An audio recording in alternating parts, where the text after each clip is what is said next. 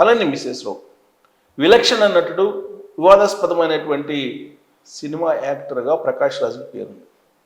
ఇప్పుడు Karnataka court warrant ఇచ్చింది, సమన్లు జారీ చేసింది, నాన్ బెయిలబుల్ వారెంట్ ఇచ్చింది.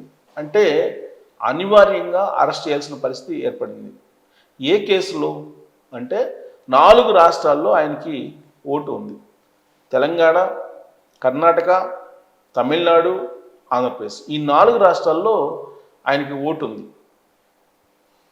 దాని మీద ఒక అడ్వకేట్ దిలీప్ కుమార్ అనే అడ్వకేటు కర్ణాటకకు సంబంధించిన అతను కోర్టులో కేసు వేశారు.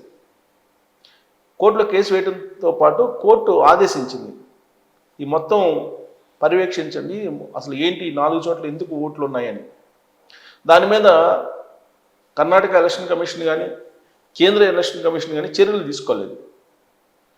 దీంతో ప్రకాష్ రాజ్ని హాజరు కమ్మని చెప్పి కోర్టు సమన్స్ జారీ చేసింది గతంలో, కానీ కోర్టుకు హాజరు కాల ఆయన.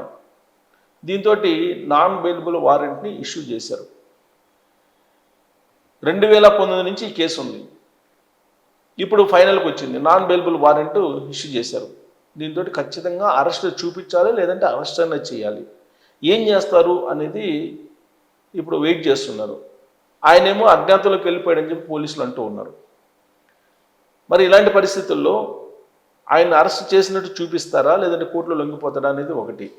మరొక వివాదం ఏంటంటే ధర్మస్థలం దాంట్లో అక్కడ చిన్నయ్య అనే అతను వాంగ్మూలం ఇచ్చారు. ఈ మొత్తం ధర్మస్థలం వ్యవహారంలో ప్రకాష్ రాజ్ ఉన్నారు, ప్రకాష్ రాజ్ తెలిసే జరిగింది అనేటువంటి వివాదం ఉంది. అది కూడా ఒక కేసు ఆయన్ని వెంటాడుతూ ఉంది. ఇదంతా కూడా రాజద్రోహం కిందకు వస్తుందనేటువంటి అభిప్రాయాన్ని కొంతమంది ప్రకాష్ రాజ్ వ్యతిరేకులు భావిస్తూ ఉన్నారు.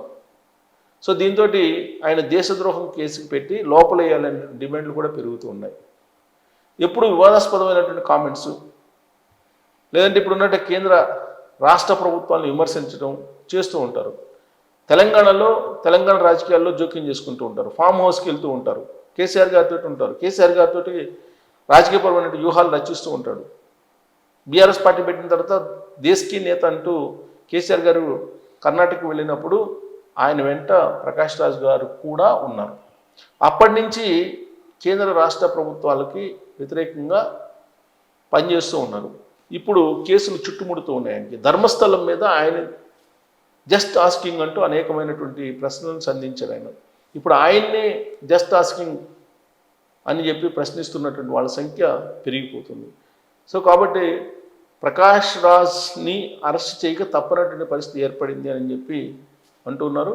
ఒకవేళ అరెస్ట్ చేయకపోతే ఆయన వ్యతిరేకులు డిమాండ్ చేసే అవకాశం కూడా ఉంది. వ్యతిరేకులు పోలీసుల మీద ఒత్తిడి తీసుకొచ్చే అవకాశం కూడా ఉంది. కాబట్టి ప్రస్తుతం అజ్ఞాతంలో ఉన్నటువంటి ప్రకాష్ రాజ్ని పోలీసులు అరెస్ట్ చేస్తారా, లేదంటే అరెస్ట్ చేసినట్టు చూపించి స్టేషన్ బెయిల్ ఇస్తారా అనే దాని మీద మీరు కామెంట్ చేయొచ్చు. Thank you.